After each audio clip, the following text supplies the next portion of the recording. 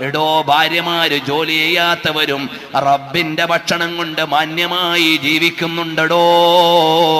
അല്ലാഹ് risk മുടക്കിയിട്ടില്ല.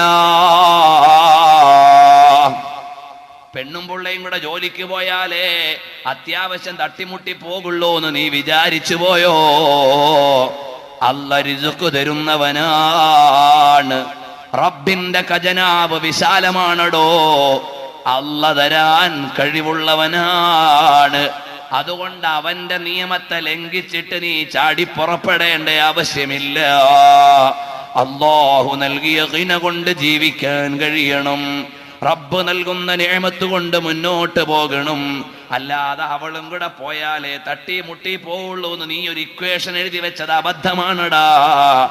അവൾ കുലീനയായി വീട്ടിൽ ഇരിക്കണം. അനിവാര്യമായി സ്ത്രീകൾ പഠിക്കേണ്ട ചില വിജ്ഞാനങ്ങളുണ്ട്. അതിനെ ഇസ്ലാം വിലക്കുന്നില്ല.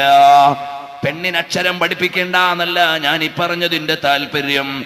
അല്ലാഹുവിന്റെ ദീനിന്റെ സീമകളെ ലംഘിച്ചിട്ട് പെണ്ണിനെയും ആണിനെയും പഠിക്കാൻ വിട്ടപ്പോ ഇവിടെ വന്നതെന്താണ്? ഇന്ന് പള്ളിയുടെ പ്രസിഡന്റ് ആയാലും സെക്രട്ടറി ആയാലും ആജിയാരായാലും കാക്കാമാർക്ക് വേണ്ടത് ദുനിയാവിലെ പളപളപ്പല്ലാതെ അല്ലാഹുവിനെ കുറിച്ച് ബോധമുണ്ടോ?